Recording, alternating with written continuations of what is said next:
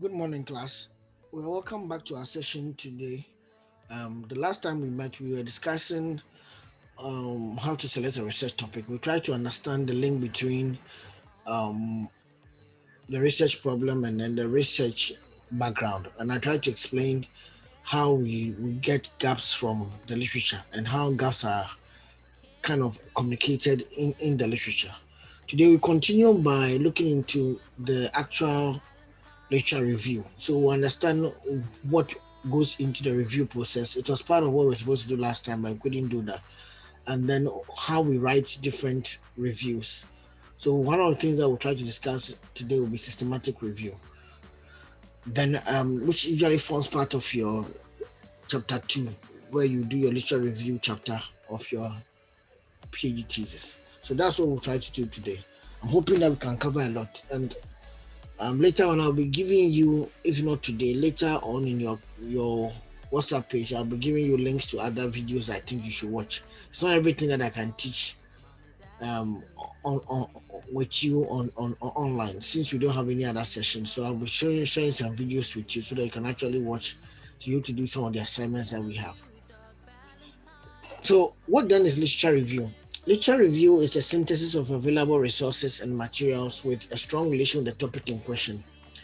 Now, this first part of the definition tries to talk about the fact that before you can review any literature, conduct literature review as an exercise, as part of your PhD work, you should be able to find a topic or a phenomenon you want to study.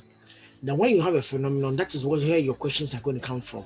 But before you can dictate your questions, you should be able to know whether the literature you have selected are relevant to the topic, and then the literature that you have selected, what is within that literature. So that's why you conduct a synthesis, bringing two or more literature together.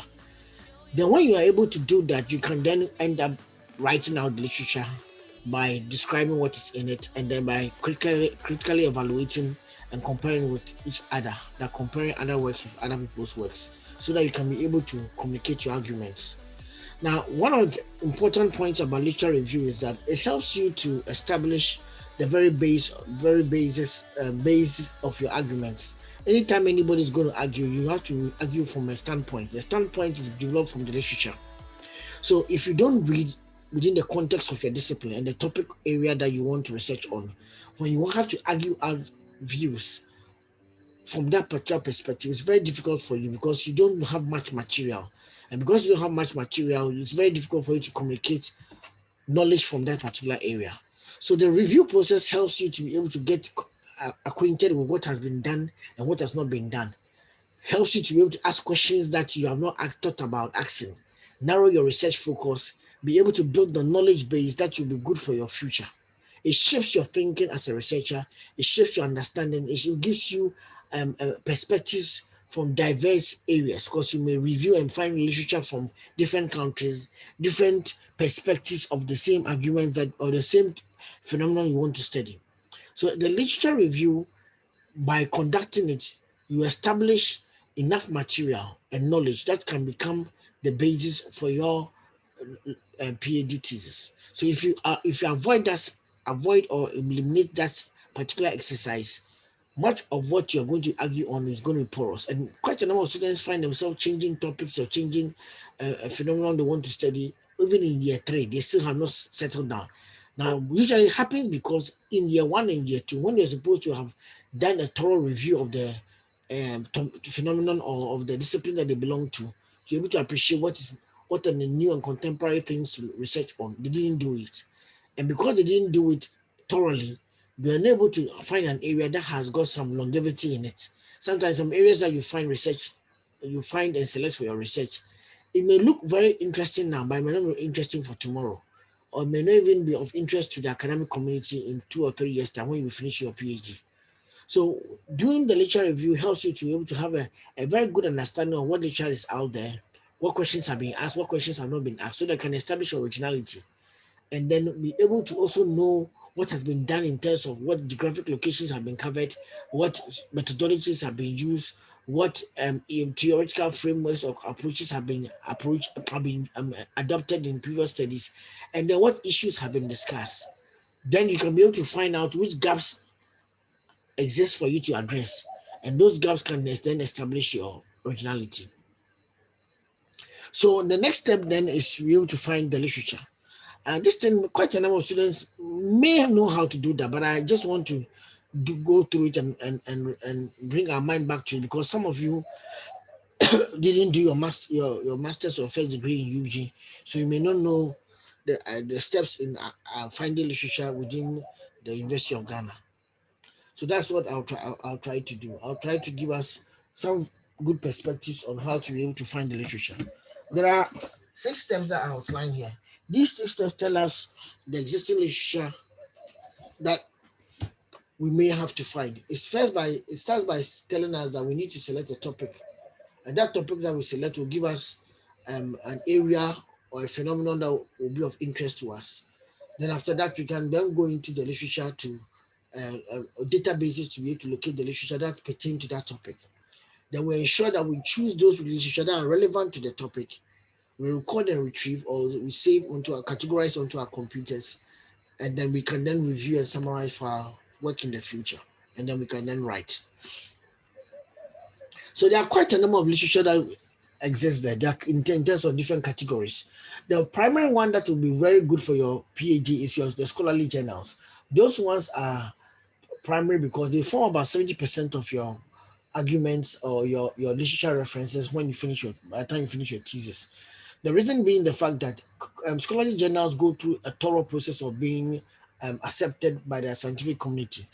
Usually, when a paper is submitted to a journal, it goes through about 3 levels of review. You have the editor in chief and the associate editors who will check for the suitability of the paper or the article to the journal that you have submitted it to, and then they will check whether it satisfies the basic requirements of the journal.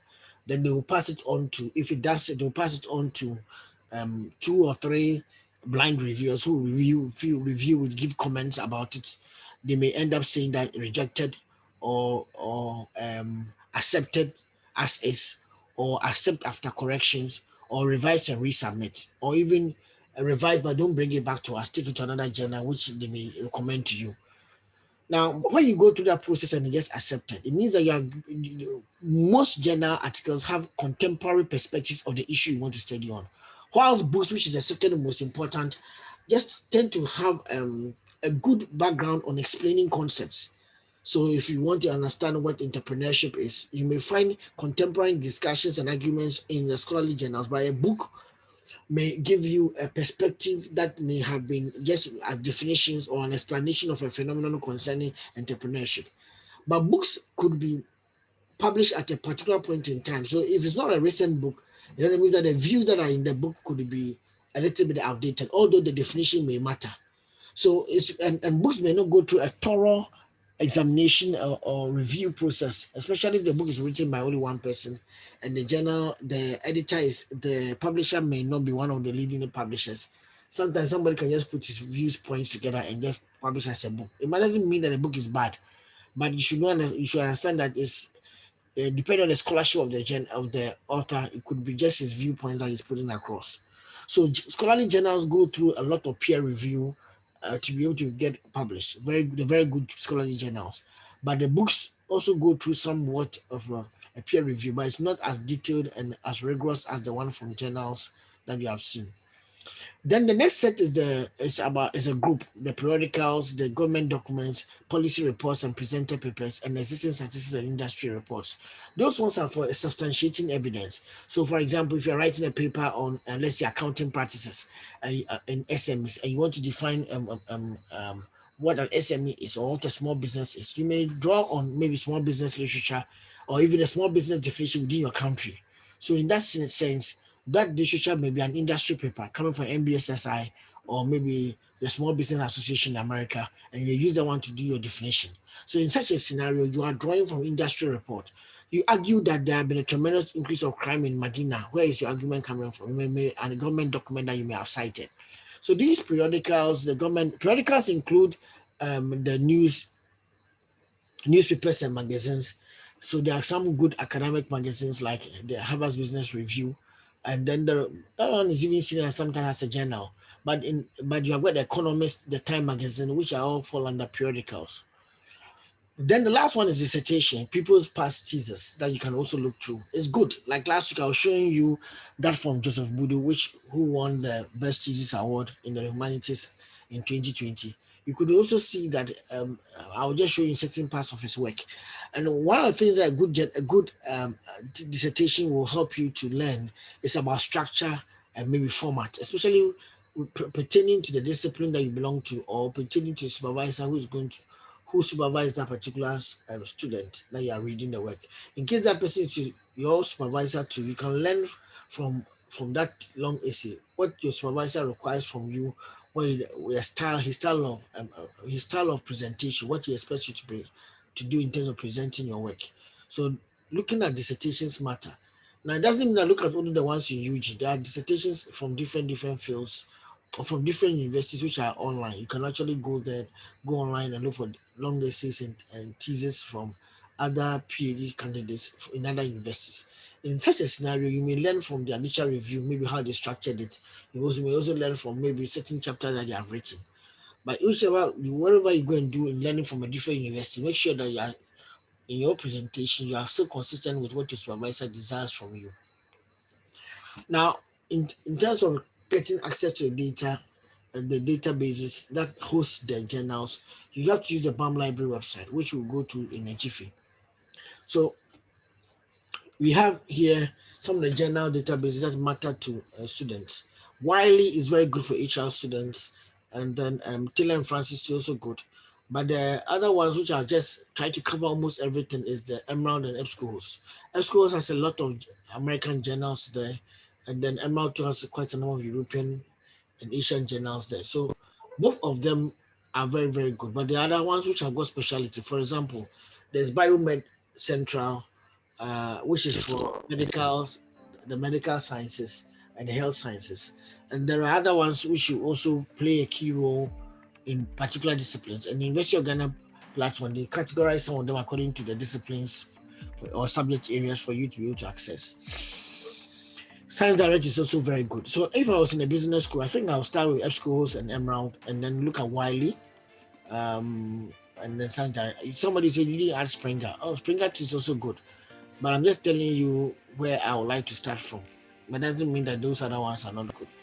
Then there are other ones like the African Journals Online that's hosted by the Ford Foundation that tries to host other African journal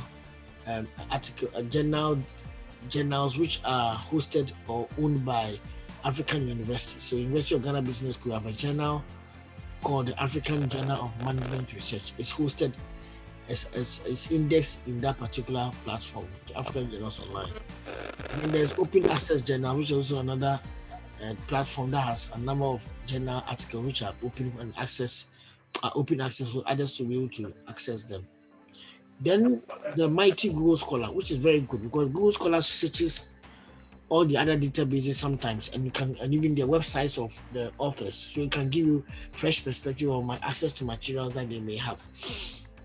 So Google Scholar is very good. Then you've got topics in development and World Bank databases, which are very good for specific areas. World Bank databases have got World Bank database. World Bank databases have got a very some statistics that may be relevant for you in carrying out your work. And then the topics in development sometimes the World Bank issues and blogs on certain developmental perspectives, which you could read to formulate to actually support or help frame your thinking on a particular issue. So because sometimes most of us are off campus, there's an off campus access for electronic resources in University of Ghana. So you go to BAM Library, University of Ghana website and choose off campus. Then you can register for the off campus access. So that when you're off campus, you can still have access to a database. Now, even if you're on campus and you're not connected to the internet on campus, it's very difficult for you to get access to a database. You can log in into a databases, you can go to their website, but you may not be able to download. You can read their abstracts. You may be able to only download if the paper is free. So when you are able to get access, the you go to a general database, you search the use a search box. I like to use the advanced search. I type in the research topic. I check. I may get about 5,000 to 20,000 results. I review my findings and try to look at the findings that has come, and I try to look at what will be of interest to me. So I review the abstract and then review the sometimes the introduction and the conclusion to get an idea of what the paper is about. And I can then use that to inform my judgment whether the paper will be relevant for my work, highly relevant, medium relevance, or low relevance.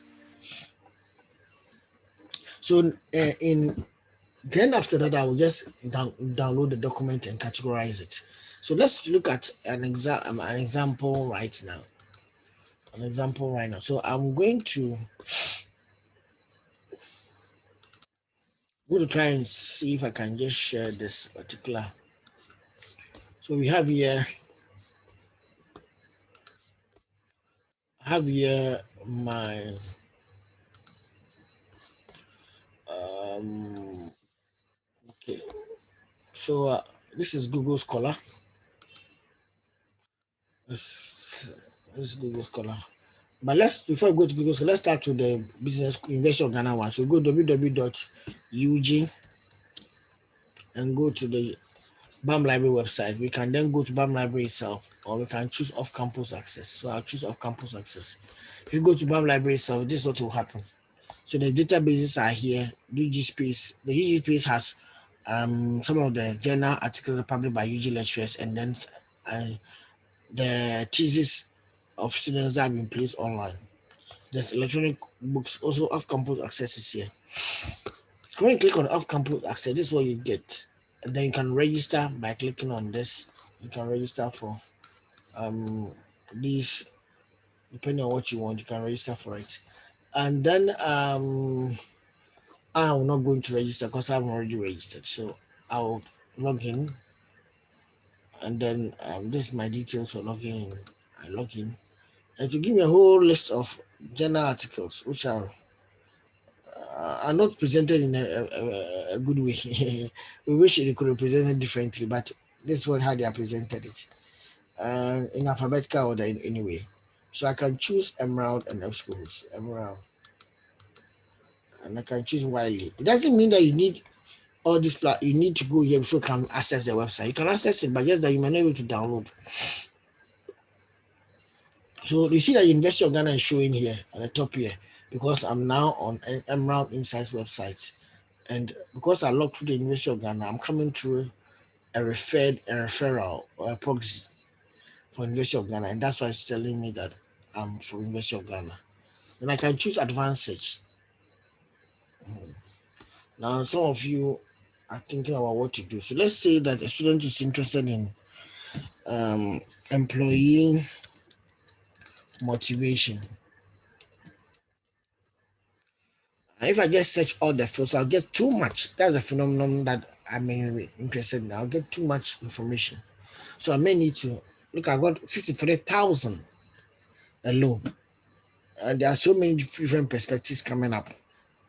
Exploratory study on employee motivation, Omani Private Bank, how much employee motivation is desirable. Can you directly motivate employees? So there's a lot here. So I can actually narrow down. Say, I want to look at employee motivation among generations. So I'm interested in generational studies. So let's say that I don't know that it will be there. So, oh sorry. So I want to modify the search. Um, Sometimes they put it here. Okay, don't worry. Let me just click on advanced. So employee motivation again, and all field. But I add another row, and I can narrow down to either country or a sub theme. So let's say I'm interested in generation study. So generation Z, maybe, and I'll put it in the. I say I want to search abstract for generation Z, hoping that it will get me something in generation Z. So how do you young young employees? How do you Why is this not my search not working? Okay.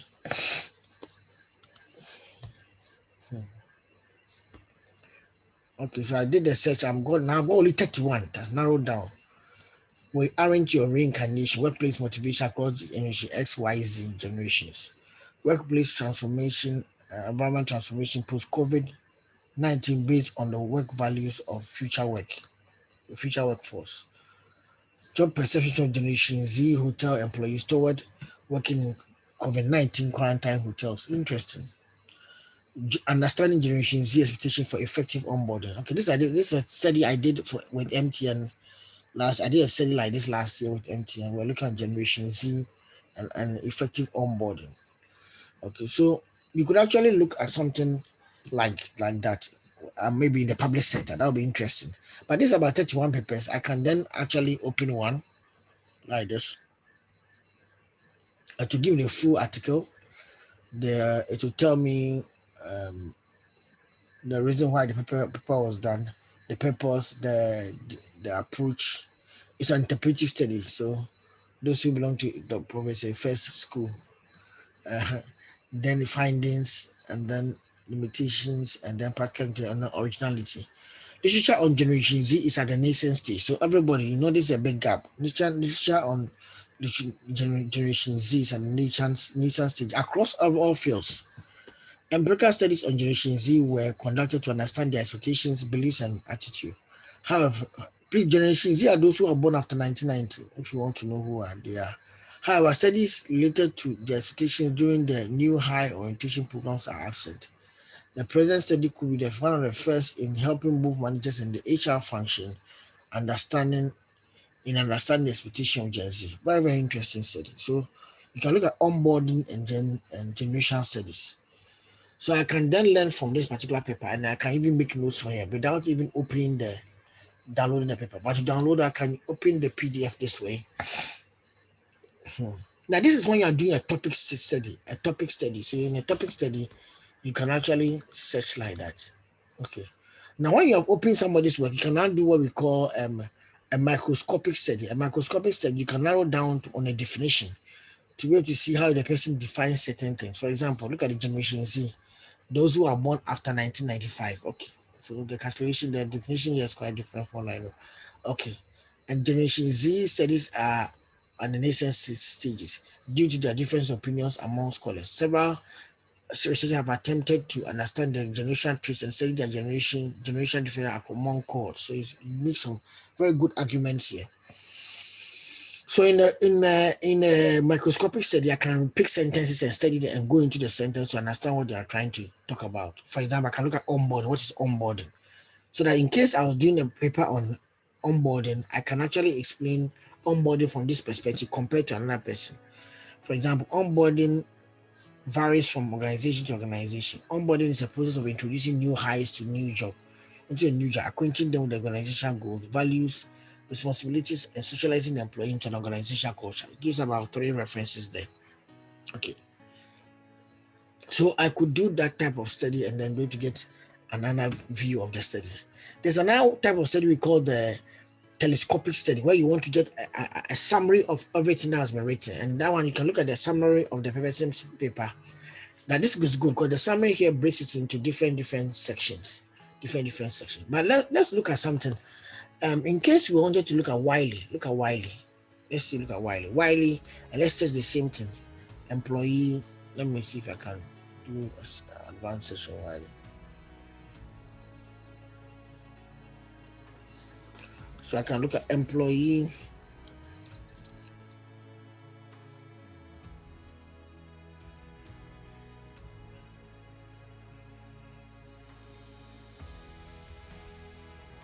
Let's see whether Wiley can give me something good.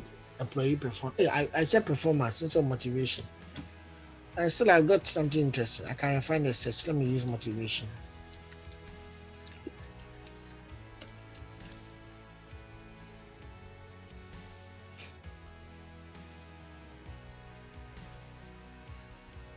And also limited by year.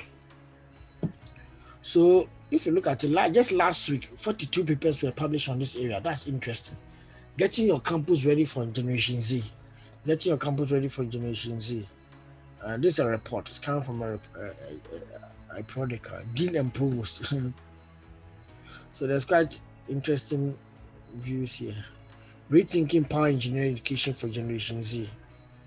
Okay, so I can look at it from different subject areas. So I open all the subject areas. I can see different subject areas. Look at business and management. That's 3,103. So now look at it. Now I'm getting the HR issues. Relation between psychological climate perceptions and work outcomes. Okay. Gen Z entering the workforce, restructuring HR policy for fostering the tax performance and organizational commitment. So now I'm looking at it from a different database and I'm learning different things that I can add to what I found in Emerald. Okay. So to be able to do a telescopic study, I can open it and then look at the abstract of it and get an idea, and then go through the paper and get an idea of what. But this is a quantitative paper, has hypothesis in it and the variables that they are studying.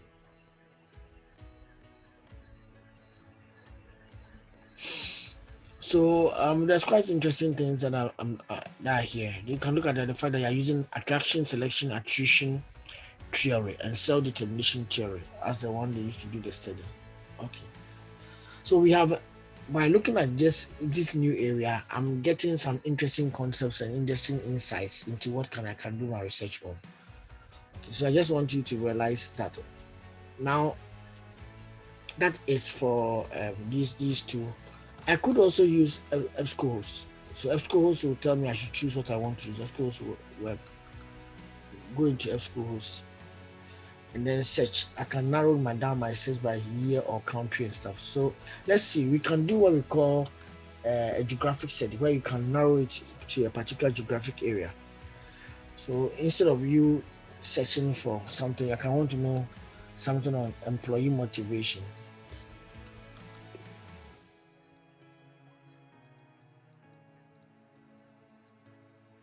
I didn't even finish. I just type in there employee motivation theories, employee motivation work in the workplace. So employee motivation, and then I could just say, okay, I'm interested in it in Africa. What studies have been done? So then this time I'm not adding the generation something. I just want to just check. But if I just search like this, it will just give me so much results because I'm searching everything.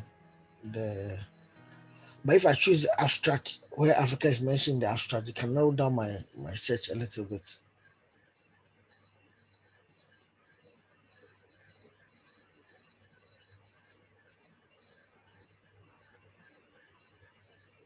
Oh, okay, so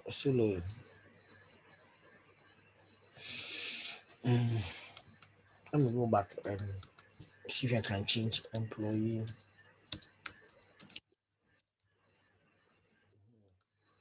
And this one now, I want to search the abstract. Is there abstract here? Okay, this search is not allowing me to see the abstract part. This one is all text, author, title, people. Our work abstract is here. Good. So I can say Africa.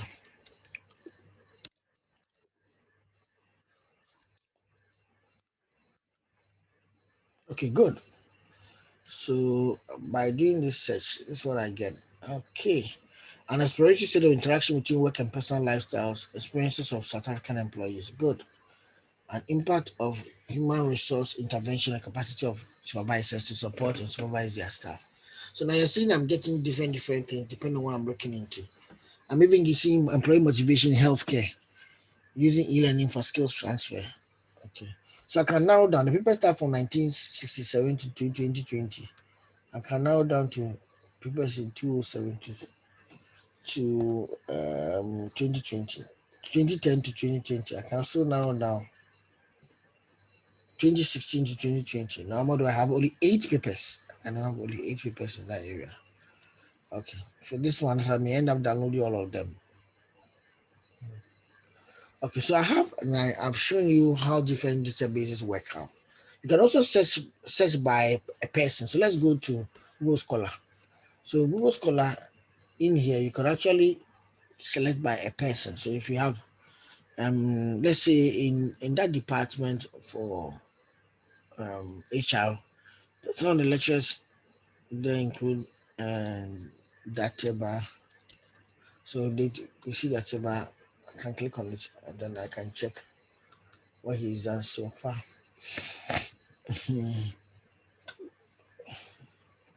So I can see his most cited work is 333, and it's an application of Frederick Hesberg's two-factor theory in assessing and understanding employee motivation at work, Ghanaian perspective. So you know that right now the area I choose is not bad. So you can see there's even he's doing research in that area. Job satisfaction, motivation, understanding its impact on employment, employee commitment, and organization performance. So you see that one too there. So at least you can just get an idea and realize that, oh, okay, there's quite very good research in the areas that I'm looking into.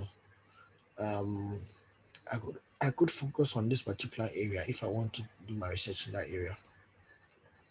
So that gives us an idea of how to be able to search for. Now you have got so many things that you are able to find. For example, if I look at this one, I can click on this to be able to download the paper. Okay.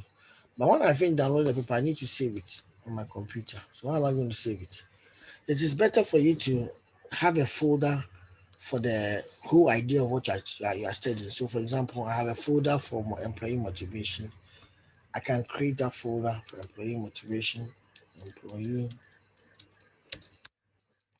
motivation. Then I can have a subfolder in it, either categorized by country or categorized by, so I can see categorized by country. In the country, right, Ghana or West Africa, depending on what I want to do.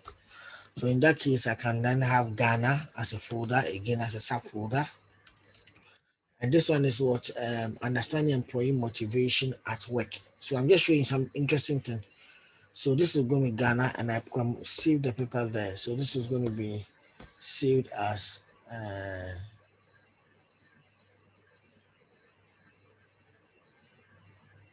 okay. So let's say the title is here. So I have to change it to suit what I remember.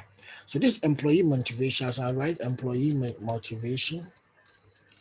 I'll write the name of the country, Ghana.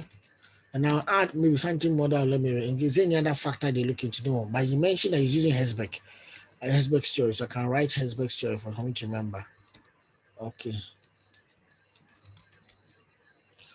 Now the paper was published in 2011. So I could actually do another save if I want to, or copy the same paper. Where is the paper? Okay. And then categorize the paper this time according to in the employee. So I've done by country. I can also do by year publication, year, and put it in the 2011 folder.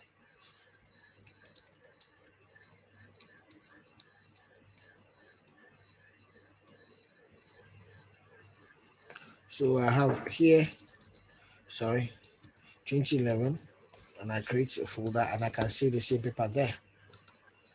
And somebody can push it and create, okay, I want a folder for theories too, so that I can start categorizing my theories. Now this is something I teach the PhD students. You are in the master students, I'll just say you can choose any save it once, and that's all. But the PhD, I try to do that so that as you are getting your papers, you are categorizing your papers at the same time. Okay, so now I can do it in terms of the theory so that I can remember. Now I would have found it in the abstract or I'll found it in the later in the paper. So this one is our motivation theories. So I'll put in the folder or this is about Hesberg. In case I can find so many papers on Hesberg, I'll put them together. So I can do Hesberg. Okay. And I'll save the paper. I'll save the paper again. Let me make sure that I have the name of the paper. Okay, so I'm keeping the name of the paper, Theory Hesberg. What have I done? I've been able to create an easy way of being able to get the material that I'm looking for. So what I was doing here was doing a character study, or author study. I found the author, went to his page and started downloading. So I can actually go back to the same author if I want to get that same author, all his papers, especially if I want him to supervise me, I may want to get all his papers. So I can do the same thing for all his papers that are related to motivation. So that is what brings us to categorize the papers into your PC. Now, those of you who don't know what I did, what I tried to do was to let me see if I can find. Okay, so what I did was that I actually where's my desktop? I had a folder here for employee motivation. Maybe you can't see, so let me see if I can create. Good. So employee, this is my employee motivation folder. Let's see, I can increase by size.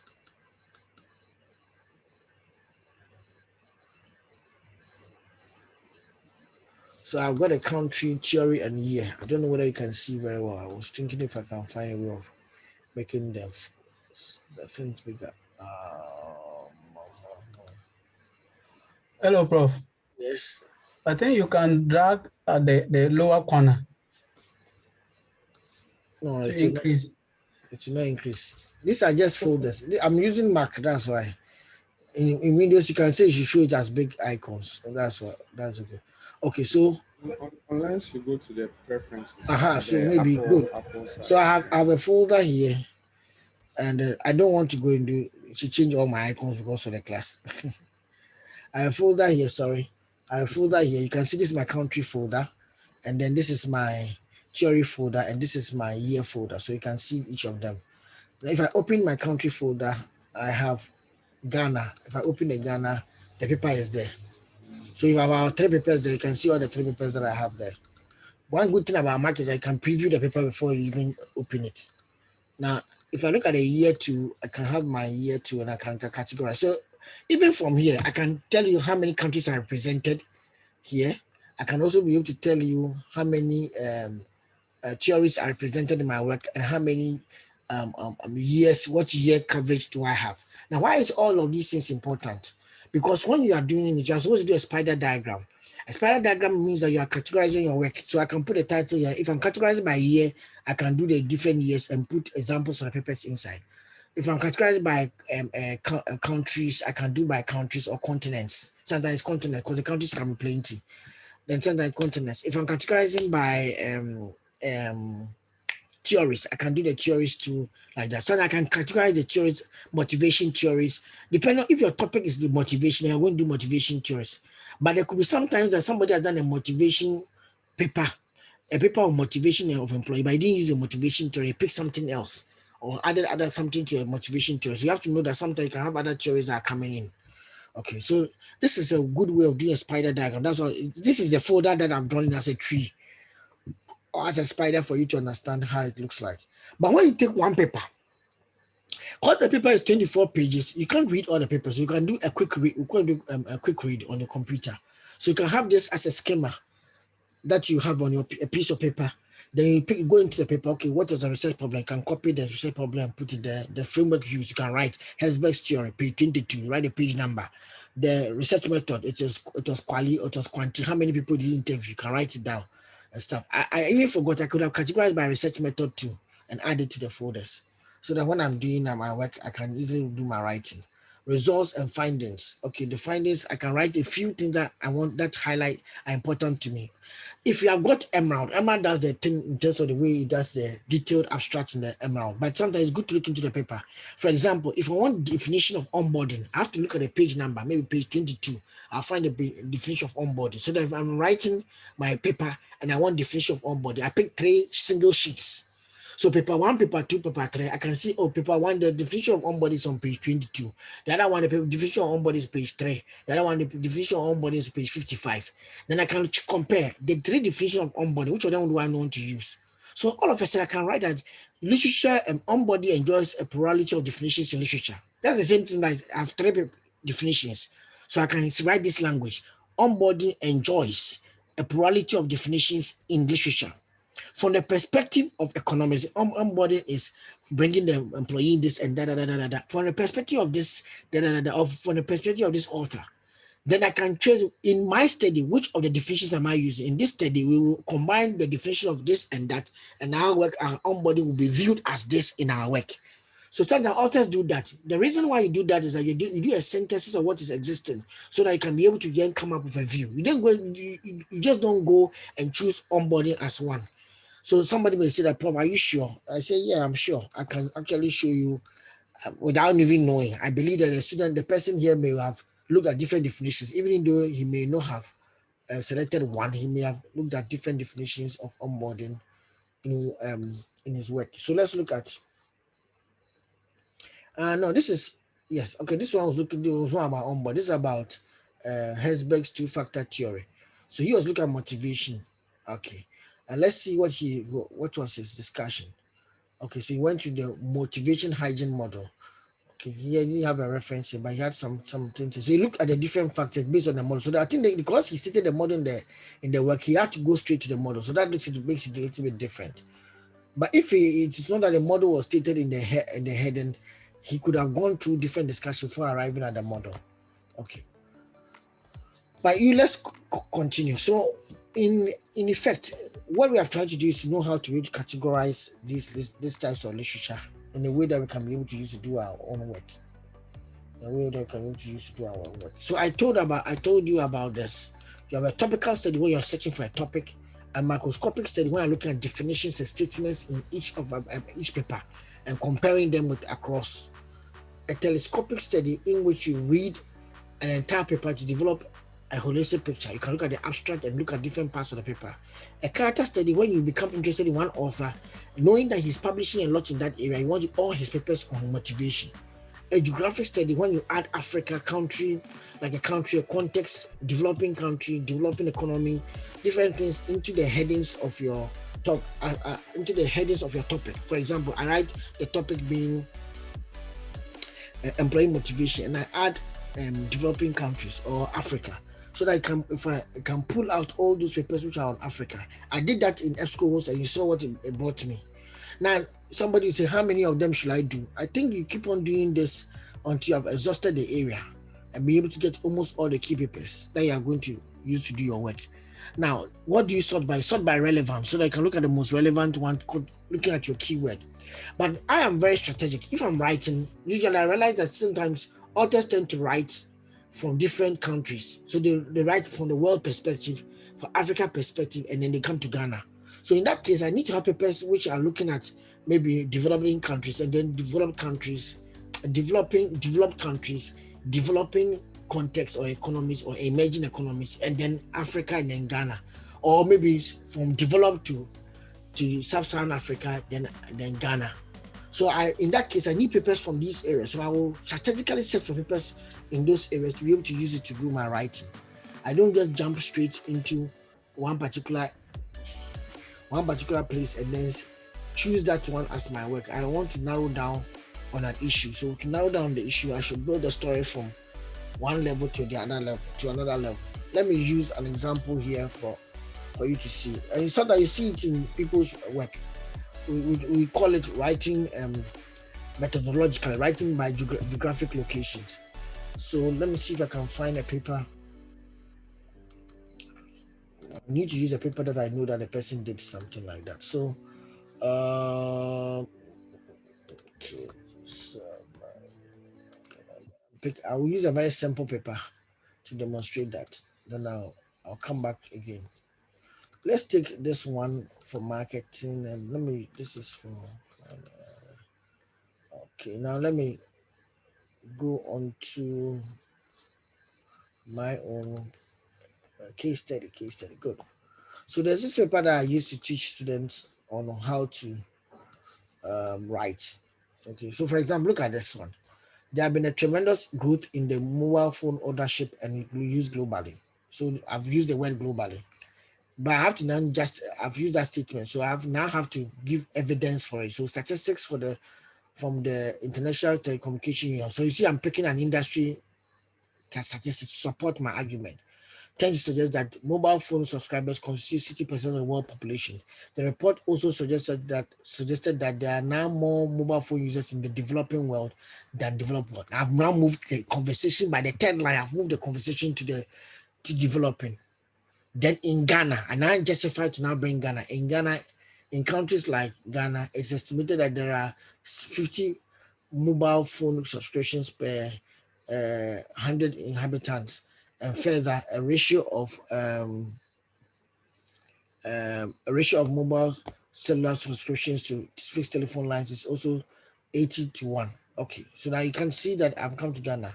Then, like I said, the rapid diffusion of this relatively low cost technology has spurred development agenda, questioning how mobile phones can be harnessed more effective for socio-economic development in developing economies and other resource post contexts. I can only make this conclusion because I've done some type of background review. I've given you Africa, I've given you developed, and I've given you wealth. I've given you wealth, I've given you developed, I've given you developing, I've given you Ghana. So that is how sometimes people write. But this is just for an opening part. Sometimes it might not, when you're writing your introduction or your research background, these are the things that you may want to consider. But beyond that, there are other things that you may end up doing. There are different ways of writing and comparing in different places too. So let me see. There's a paper that Irone Buesi and Patience Abboy recently wrote, which is a very good paper that I like. I use it to teach. So it was published just in March. It's about clinical governance in Ghana. Very good paper. And if you look at the paper, it starts again. Clinical governance is gaining recognition among health professionals and researchers worldwide.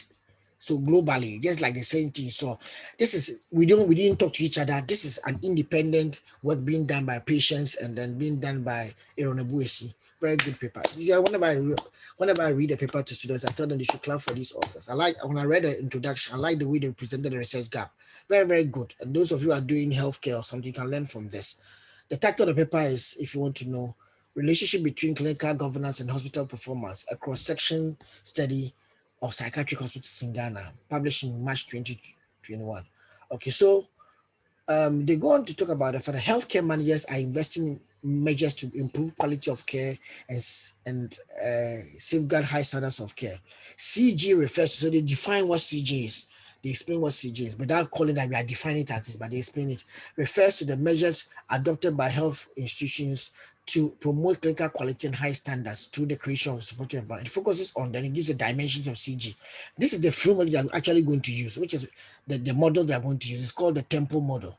And they have introduced it without telling you. So by the time you read the paper, you say, this thing I saw it somewhere, this thing I saw it somewhere. So it made me very happy about the paper because I saw that they kept on dropping things as they were going on. So when the model was presented, I said, this one I read it earlier. So CG bridges the gap between managerial and clinical. So I tell you why CG is important. The first part was to introduce the world perspective, introduce with CG. The second part was to try to tell you why CG matters. Then the third part was to present the gap. So if you're doing a thesis, these first two parts would have been in your research background. Then the next part becomes your research problem, ideally. CG has received much attention in developed countries. I always say that anytime anybody is writing to point out the gap, start from complementing the work from what has been done in developed before you go to Africa. Don't jump straight to Africa and Ghana. It's a long thesis you are trying to write. You end up writing short. Number two, you are trying to show that you have read. So you can't just jump straight to Ghana and Africa. You have to show that the phenomenon you are studying, your thesis may be read by somebody in Harvard. So are you trying to say that just because it's about Ghana, that's why you are doing it? You have to try to position the topic in the global world first. CG has received much attention in developed countries. However, little is known about the subject matter in Sub-Saharan Africa. So it tells you the different papers they have read, including Ghana. Then you see now they introduced the Ghana part. Poor quality of care is a major concern in Ghana. I think that's Roger's paper comes to support what they are justified. So every statement there's justification for it. In addition, health workers in Ghana, including mental health workers, have embarked on a series of industrial actions. So he has pointed out the research gap. Then he's now pointing out what we call the industrial problem, the problem from the industry gap. So what he's just trying to just tell you, these are the background of the issues. There's an issue, there's a research gap, then there's also a background to this research gap, which is emanating from industry. So he points out the industry. So he just supposes the industry one with the research problem from the literature. I usually tell students that put the industry one in the research background and put the research problem, the actual one from the research in the research problem. But this is a paper, so you can combine them.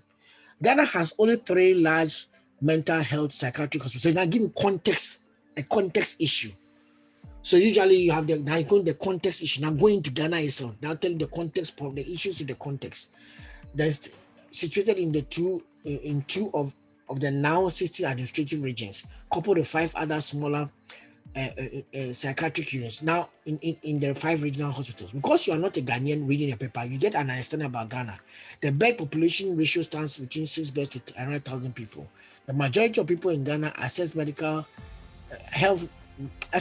health services at district hospitals and private health institutions. Studies have shown, academic again, so I've shown that mental health facilities in Ghana are underscored and understaffed. In addition, so they go on to do that, and they make a very good point here. I just want to jump a little. Despite this effort, the quality of mental health services has not been improved significantly. In addition, there's a positive literature on CG in Ghana, especially in the context of mental health care, to the best of our knowledge. So the originality, I told you that when you do review, you can point out the originality. This is the maiden study in Ghana that investigates CG in psychiatric hospitals. Studies of this nature are crucial for having a gap. Is not just important. Why we do the gap or why we are responding to the gap also matters. Studies of this nature are crucial for healthcare quality improvement and policy purposes. The objectives of this study were to assess health workers' perception of CG and examine the relation between CG and hospital performance. One thing they didn't do is to tell you about how the paper is structured, but it depends on everybody. So at least they introduce it very well. They show you that the relevance of doing a review, bringing different papers together. So if you look at one of the papers that they use to emphasize Fadaza's paper, if you look at Fadaza's paper, it's actually a paper that's hospital readiness to implement clinical governance. It's published in the International Journal of Health Policy and Management. So there are other papers that do good justice in this area. Okay, so now I'll come back to the telescopic study, the character study, and then the geographic study. The geographic study looks in the particular region. So if you look at it, I got to some time, Abuesi and then patients were doing, Iranian patients were doing what we call a geographic study. They were just discussing Ghana, bringing different papers from Ghana to be able to make an argument and put it across.